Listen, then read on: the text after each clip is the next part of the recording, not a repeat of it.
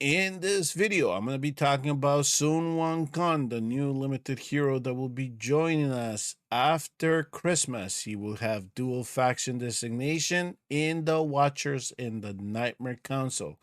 How good of a DPS unit is here? Well, I did some testing and I'll show you that data.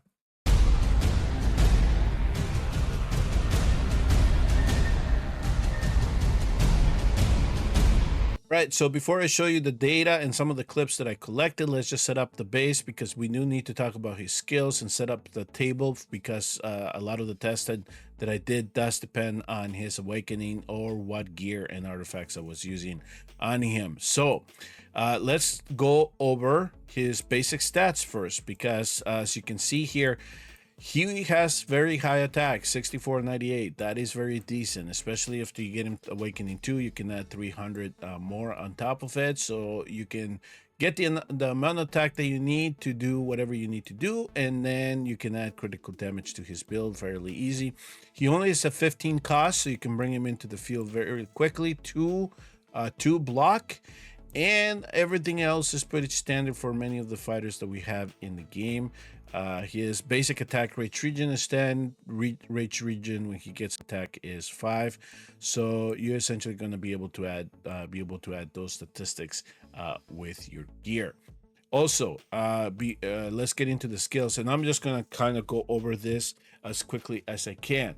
First of all, one of the things that you're going to see is that he can summon up to 3 of the Sacred clone. Each one of these clones can deal 40% damage to an adjacent enemy or the target that he is going after. However, they do take a little bit more damage, so they're a little bit more fragile. You can get up to 3 of them in the field at the same time. One of the things that you're going to have to keep in mind, especially if you're in like something like Semrah 2 and you limit his ability for him to summon those clones within the 2-tile range area that he needs, instead of getting, if he's unable to summon that clone, instead he will just gain extra attack. It'll be 20% for 15 seconds. Also during the battle, he will be gaining stacks of this Undaunted Might, where every 30 seconds he can gain a stack. It goes up to 5. For every stack that he gains, he is able to do an additional 1% of damage to an elite or a boss that he is doing damage to. Let's briefly talk about his other skills. His basic attack, one of the nice things about it, is a 2-tile extension fighter, so you can definitely put him behind a defender, no problem. He will target one enemy. He will deal 120% damage. He has 2 passes. First is his Golden Cudgel. With this one, he has a 25% chance to deal 200% damage and inflict a stun. Now, if you're unable to stun the enemy, he will then additionally do an extra 200% extra damage. Now, when this Golden Cudgel triggers, he gains a stack of Sunder. I'm going to show you that in the clip. Once he gains all those 5, he will then be able to ignore 60% of the target's defense for 15 seconds. Yes, it is very powerful. His ultimate, you can see that his range actually stands out 2 tiles right beside him. He deals 100% damage 18 times to an enemy and then inflicts stun. Now, from what I noticed, and I'm going to show you those clips as well, from what I noticed is he does 18 hits, but he's only able to apply that 1 stun. I did not see stacks of damage reductions being added to Semrah's chainsaw because of the ultimate. So he will be able to inflict stun 1 time. But if he is dealing damage to an elite demon soldier, then he'll be able to CC them as well as dealing all those damage. Let me quickly go over the awakenings because these clips are going to be based on the awakenings. Number 1, I want to focus on his first awakening because this one is the one that players are possibly going to be excited about. After you activate his ultimate for the very first time, any allies that are 2 tiles range within him will gain this buff called Monkey Business. Essentially what it does is that it does protect the allies that gain it. It protects them from 1 hit, 1 fatal damage hit.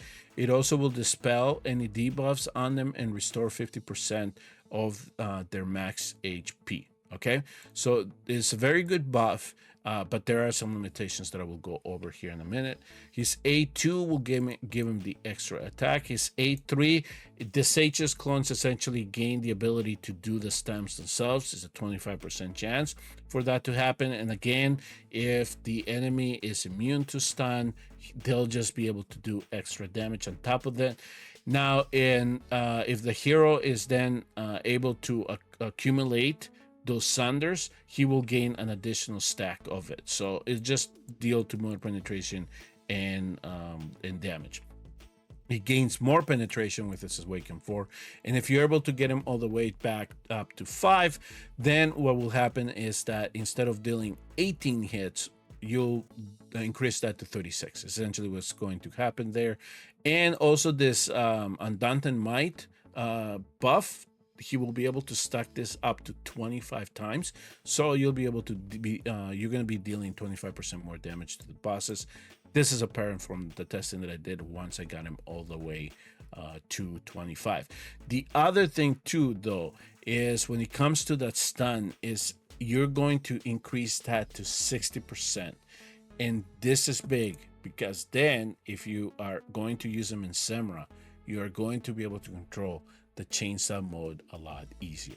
Part of the video is going to be showing you damage stats that I was able to accumulate. I just wanted to briefly go over as to the methodology that I employed, especially when it comes to Nightmare 4 of Drake's Chasm. So in this instance here, if I was using as a Nightmare Council hero, what I decided to do is bring other Nightmare Council members into the field.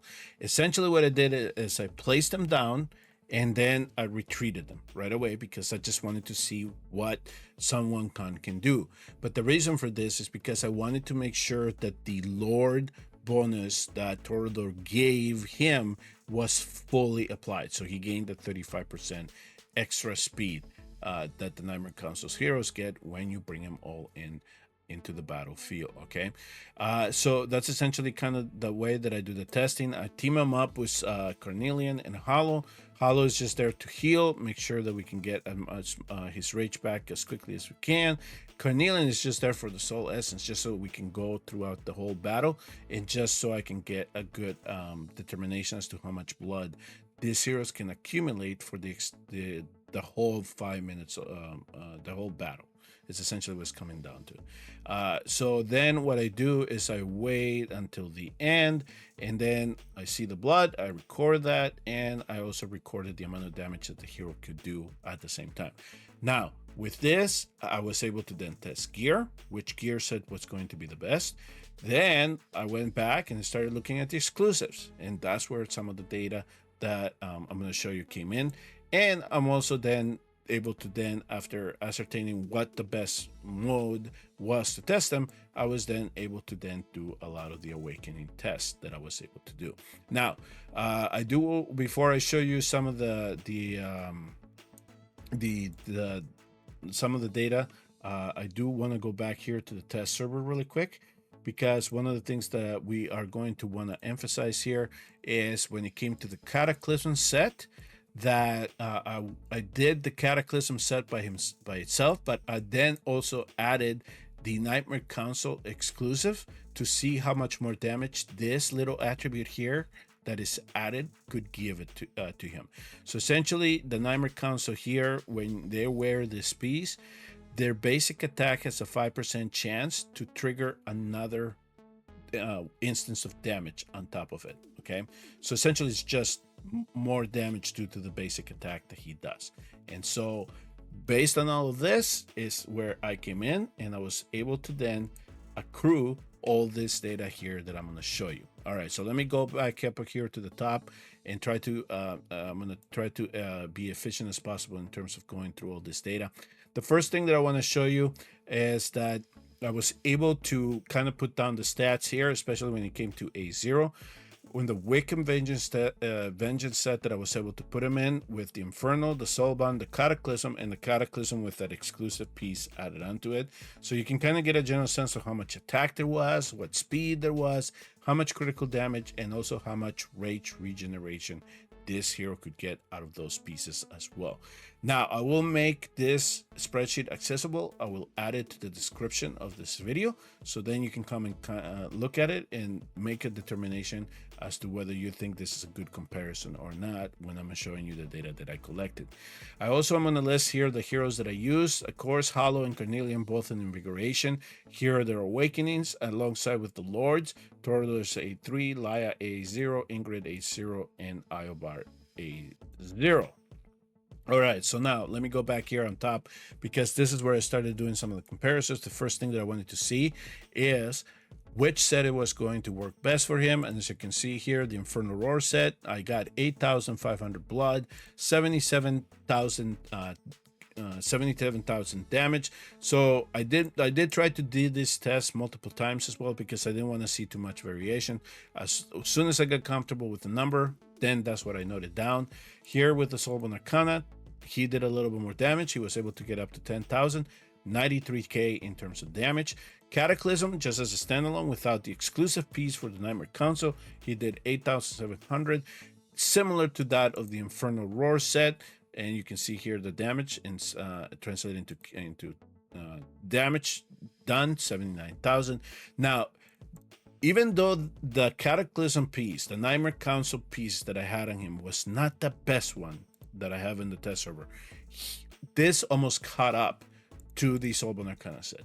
So I'm not going to say that this is going to be a poor set for him, but I do think that it has potential as long as we get the God rolls that we need in order for them to catch up to the Soulbound Arcana set. Now, based on these numbers and based on the gear that I have, I decided I'm going to then restrict all my testing or further testing to the Soulbound Arcana set that I have in hand. Now, here on the bottom, you can kind of see the spoiler that I did. I decided to team him up with a different Lord. So we know with Torador, you bring in other Nightmare Council heroes into the field, you're going to give him extra speed. How much damage he did? 10,000 blood. That translated to 94k here in terms of damage, if I scroll up a little bit. And then also here, this is all with the Wailing Skull. Again, if I didn't mention that here on top, I didn't note that. It was Wailing Skull artifact that I was using to do these damage tests. It's the best one, and it's also one that is going to be the more accessible and easy one to level as well. Okay, so here, let me go with the lords really quick. I team him up with Torador, I team him up with Laya. Remember, with Laya, she can increase the damage of the hero by doing their healing.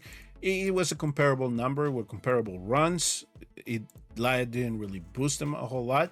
Maybe a more awakened Laya could do it, and also with her exclusive gear. There's potential here to try to get his damage increase with Laya, definitely. But I think that you should feel comfortable either teaming them up with Laya or Torador. Ingrid, now Ingrid, remember that she'll give you an extra boost in damage when she does damage herself. So in this instance here, I did mark it that Ingrid was in the battlefield. That's why we see a little bit more blood. But in terms of the damage that this A0 Sunwukong did, it was almost on par to that of Torador. So I knew that the based on the faction that he was going to be in was not going to play a big role into it. I do think that there is a little bit more, that there could be a little bit more potential for the Watchers, but I'm not going to worry too much about that right now. Maybe we can do that a little bit more extensive test when we have him fully awakened, because I do think that that will play a little bit more into it. Okay, so the next thing is that I tried his artifact, and then I did his own exclusive, which is the one that we were given here in the test server. Just to kind of give you a general sense of how much he did at A0, it increases damage potential a little bit. We got a 5,000 more blood out of him, so his exclusive artifact is going to be worthy for him, especially even at A0. So you can go ahead and do that if you want. Let me go back here to the test server so we can look at his artifact really quick, his exclusive artifact. Here I have it fully leveled at 25, the Golden Cudgel.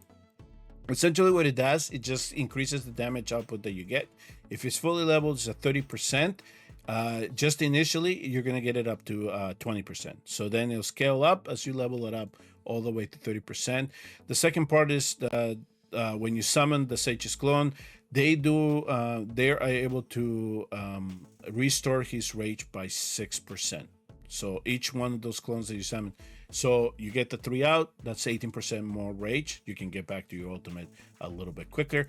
And leveling it up does not change that rage number. It's just going to be the amount of damage that you're going to be able to do. So his artifact definitely was able to boost his damage a little bit. Further testing that I did here, exclusive. So I went up to Awaken 5. So now I am boosting his Awakening. So for this, I kind of tried to clean it up a little bit more. When it came to this A3, it was more about the stuns than anything else. So that's why I left it out of that. But when I did take my A5 Sunwukong, and then was able to then assess how much damage it could do, you could see the amount of blood doubled. And then that translated from 94,000 to about 163,000 in terms of damage. When we put his exclusive on, that just completely unlocked the hero. 199,000 blood just on himself. Just by himself, he was able to break the second shield. This is why I marked it down here. This is why we saw the increased number of blood. So definitely Awakening with its exclusive artifact, and maybe on top of that, if we're able to get a crazy good set, a Cataclysm set with that that special exclusive faction, we're going to be able to push the damage on this hero. For those of us that are going to be lucky enough to get him all the way up to A5. All right, so what else did I learn from here from the testing that I wanted to share with you is that I did the factions A5 with Laia and Ingrid, and then of course with Ingrid I was able to get a lot more damage out of him, so I was able to push this to 204 with Ingrid, and Laia did decently, and with exclusive basically we were able to get more damage, but in comparison to the Nightmare, they're all about on par. So if I'm gonna team him up, I'm comfortable teaming them up with either one of these lords. Again, maybe a more Awakened Laia could actually do it a lot better, because remember, with her A3, we're able to boost her rage as well. Maybe even further boost Sunwukong's rage to get him back to his ultimate even quicker. So I think that had a lot of play into it as well. Then I did a comparison here because I just wanted to show you the base for Kigiri when I did his testing. So here it is, Solban Arcana with the Wailing Skull. 21,000 is what I can get with his blood at A5. That translates to about 182,000. So listen, when it comes to when I did my testings here on Chasm, I'm just gonna say that A5 Kigiri alongside an A5 Sunwukong, they're on par. Okay, we're not getting a broken hero out into the game. I think he'll just complement what other heroes can do in this game. And because he is limited, he is going to get a very big boost from the awakenings that we give him. And then if you're curious here, I'm going to leave this here in this part here. The stats with the Solban Arcana set that both Kigiri and Hex were able to do. Now, I will say the Hex without his exclusive will not do as much damage. This is why I labeled it here that he had the Spirit Siphon on him. Now, one of the challenges that he has is Hex is not going to be able to break that second shield on himself by himself, even at 85, in comparison to Kigiri and Sunwukong. So I needed to bring Iobar in, and then here you can see the amount of damage that I was able to get out of this A5 Hex. Here's the legend for the other stuff. Now, for those of you that might be a little bit more interested about GBG and the amount of BP that you can add on to the zero, I'm going to leave this here. This is how much you can get for each one of the awakenings. So you can see here at a 0 that we can get 99,000 BP out of him, and then if you are able to awaken him all the way to A5, the best that I could do with the Ageless set and the Warlord set pieces that I was able to find here in the test server was get him all the way up to 110. Today's video is sponsored by SmileOne, the official third-party payment platform for Watcher of Realms, where you can get a 10% discount on all your W Gold purchases. During the winter holiday, top up to instantly receive a corresponding number of draw tickets. Each ticket grants an opportunity to participate in the exciting Frostfall Lucky Draw event to randomly win plentiful rewards, including summoning crystals, privilege cards, and possibly more with cumulative draws. You can access SmileOne through my special link in the description section and top pinned comment of this video. And by clicking on my link, you will be supporting the channel. SmileOne is currently available in the following regions: Russia, the United States, European Union, Indonesia, Philippines, Taiwan, South Korea, and Hong Kong. Thank you to SmileOne for sponsoring today's video and to you for your support. Okay, so there were a couple things that I wanted to share with you in terms of the visuals that I collected, because I did wanted to talk about a couple of things here. Not one is the Sunder buff that he gets. You can see here in this illustration here that he has 4 orbs already here. As soon as he gains the 5th one, you'll see him absorb it. So that's when the countdown starts. You have then 15 seconds where he is going to be able to ignore 60% of the target's defense. So if you want to keep an eye on that, and then make sure that his ultimate is going to be ready to go when you do this, then you can go ahead and try to time that as best as you can. And then just make sure that you wait it out. Now, remember, it is 25% chance for him to activate this passive. So what I would suggest is that you don't wait to just use his ultimate, because there's a lot of power that you're going to leave behind if you're waiting for all 5 of them to come back on him really quick. So for the testing that I did, I wasn't really waiting for it, but I did make notes of how long it was taking for each one of these to be able to accumulate on him, so it didn't do too much of data variation. I didn't find it in my testing, but yeah, so it's 25% chance. So keep that in mind, especially if you want to make sure that every time you activate the ultimate, you're ignoring defense. Okay, so that's the first clip that I wanted to share with you. Second portion of this that I wanted to share with you had to do with monkey business. So this is my A5 Sunwukong. So you can see here I activated his ultimate. So now my allies gain this monkey business. So essentially you see this kind of aura around them. They look like little monkeys actually. So essentially what it does, it just surrounds our allies here, right? So what it's supposed to be doing is that during the battle, it's supposed to be dispelling debuffs, which is the burn, right? So that's essentially what is happening there. And it's also going to restore some of the hero's health. Now here's, so you noted, did you note that? So here, Iovar's health got to 0. So what happened was that upon that hit, or when he was burning, right? So he has the burn on, he's almost at 0, and as soon as that burn procs, right? So then instantly, monkey business is absorbed or is used. Then what happens is any debuff that was on him gets dispelled, the burn is gone, and restores 50% of the health. So during your Semrah runs, as long as that monkey business is done, essentially what it does is it gives you like a fatal protection in case the venom gets you, cleans it out, and at least you're able to survive for the next stack. And hopefully you can bring down Semrah before he does the additional spray. So that's exactly what's going on there in that instance. Now, the other thing that I wanted to emphasize here is that I'm gonna let Toreador die here, because what you're gonna see is that when Toreador dies, he will consume the monkey business. So you're there, he consumed it, he gained health, right? But then fortunately for us though, Toreador's passive does not get activated. So I'm going to go a little bit deeper into the fight because he is the only one there. So then you can see his passive did activate. So for those of you that are, GBG is one of your favorite modes, monkey business is going to protect your defenders from fatal damage one time.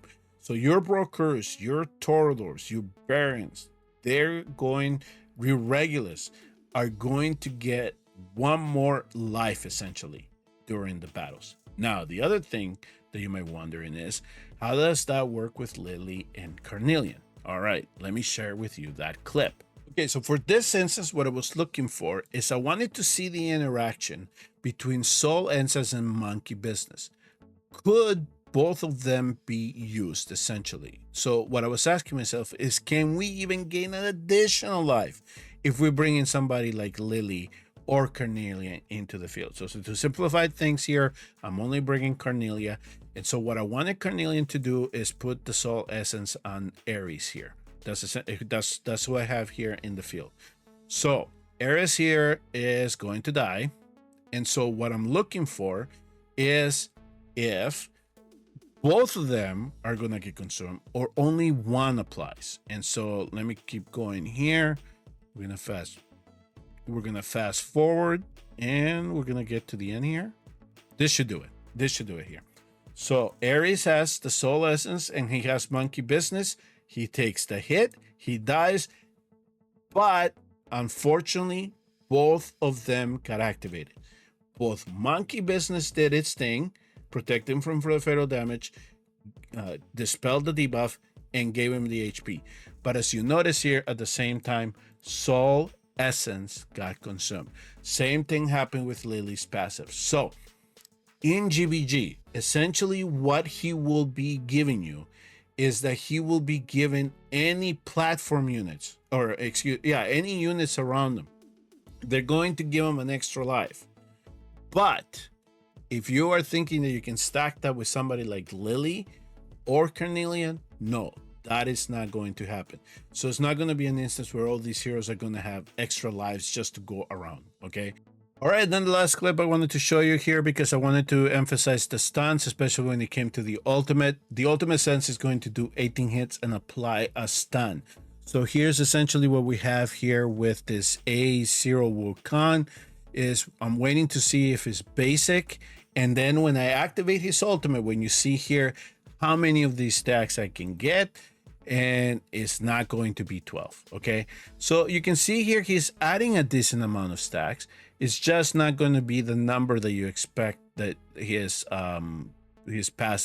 ultimate would do. So this is what I was saying. Yes, there are 18 hits, but the instance of adding a damage reduction stack in the Semrah is just going to be one because he's only applying one stun here. So then after that, it was just whether the passive activated, the 25% chance to apply the stun would activate. And as you can see here, we got it up to 4, which is not bad. Okay, at least it's manageable. It decreases the amount of damage that we are going to be getting from this chainsaw. All right, now let me show you A5. Okay, so here we are now with A5. So essentially what I'm going to go back here is that I'm going to place him down. And so we're going to be waiting for him to activate his overload mode. There we go. All right, so here is where we're going to be not only activating the ultimate, but I want to also see with his basic attacks. Now, also remember that at A3, the clones can apply stun. So I'm going to activate the ultimate, and then I'm going to wait for all the clones to actually do what they need to do as well.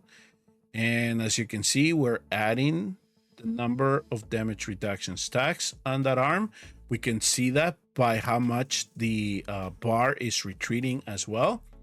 And at A5, because remember, there were 2 factors coming into play here. Number 1, the clones are applying stun, right? They have a 25% chance. Number 2, once we get to A5, we increase that by 35%. So not only are the clones doing the stun, he's doing the stun. That 60%, how many times is that 60% going to proc? They fill the bar. This is why at A5, you're unlocking the hero. So now you're able to not only do a lot of damage, but you're going to be able to protect yourself from the chainsaw mode of Semrah a lot easier as well. Okay, so I'm just going to let this clip play as I make my final remarks about Sunwukong. So this hero impressed me just as much as I was impressed when I saw Kigiri come into the game.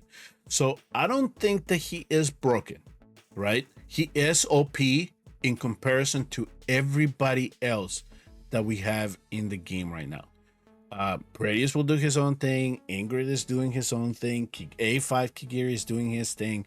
Now we're just adding this A5 or the prospect of an A5 Sunwukong to be added into the game. So for those of you that were fortunate to add Kigiri and then bring somebody like Sunwukong into your composition as well, and you're going to team them up, and then based on their awakenings, them doing whatever they need to do.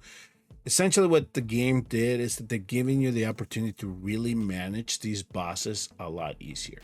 So essentially down the line, then we can now start thinking about Nightmare 5 and Drake's Chasm, Apocalypse 3, and Semrah. It's essentially what it's coming down to, and what they are, what I think that they are preparing us for, because they are definitely giving us the heroes here to tackle that content when it comes out.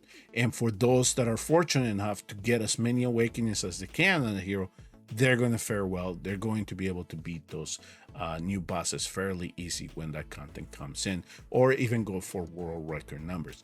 Now, for those people, for those players that are going to be able to get their A5 Kigiris and their A5 Sunwukong, I will not be surprised to see that 1 billion mark be reached, especially when it comes to the amount of damage that these heroes can do. The mech fragments, that mark is going to be reachable in Apocalypse 2 soon. There's no question in how much these heroes that are being introduced are going to power creep that content. This is there. The power creep on Semrah has occurred. So these heroes are just going to be able to break them. There's no question in that. All right. So this is one of the many runs that I did on Drake Chasm when I was playing around with the A5 Sunwukong, A5 Kigiri, A5 Hex. Those are essentially the primary three here that I have that I brought in along with Soul Cadence. And essentially I just wanted to see how much damage I could just crank out of these heroes here in terms of doing in Drake's Chasm, and then do that comparison as to whether I thought Kigiri was going to be better than Sunwukong. So I'm just gonna let this clip play. I'll let the damage card play there at the end. Let me know, are you excited about Sunwukong? I certainly am. I'm gonna try to add him into my account. Whether I want to chase awakenings, maybe an A1, just to get that monkey business, right? Have some flexibility in GBG. That's essentially what's going to come down to, because we're just going to be adding an extra life to our defender. Essentially, is what's going to happen. Or any units that are around him, they're going to get an extra life. So it's going to be a fun hero to have. There's no question in that. It's going to be a fun hero to add. I just don't see him. I didn't see that hype that I was seeing very early on, especially when I came in. I came in really late in terms of the testing. So I just wanted to kind of add a little bit more availability in the testing that I did to see how he would excel as a Nightmare and the Watcher. And I showed you all that data there. Again, have fun. It's going to be a fun hero to have, but he's not going to break the game. So that's essentially what that comes down to. All right. Thank you all very much for tuning in and watching. I do appreciate your support. For those of you that are not subscribed, do consider it. Hit like and subscribe. It does help grow the channel. Last I checked, we're almost at 2,000. So, when I reach those magical numbers, I tend to have giveaways. So if you're interested in that, give it a subscribe. And when we do hit the 2,000, we might have a double gold giveaway. All right, everyone. I will see you all in the next Watcher of Realms video.